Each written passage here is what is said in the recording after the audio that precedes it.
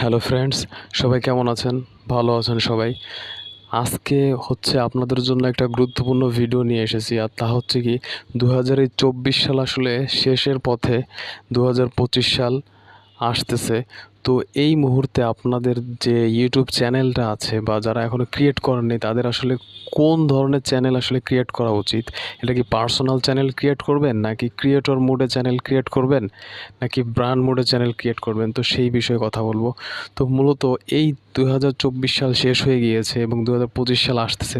তো এখন বর্তমানে যে কম্পিটিশন, এর মধ্যে সবচেয়ে বেশি যে কম্পিটিশন চলতেছে সেটা হচ্ছে কি এআইয়ের যুগে এসে আপনাকে এখন নর্মাল কোনো চ্যানেল ক্রিয়েট করলে আপনি সেই চ্যানেল গ্রো করতে পারবেন না। সো আপনাকে একটা ব্র্যান্ড চ্যানেল ক্রিয়েট করতে হবে। তো আজকের ভিডিওটিতে আমি আপনাদেরকে একটা brand channel A to Z create করা দেখাবো। তো ভিডিওটা দেখতে থাকেন শেষ পর্যন্ত, তাহলে পুরো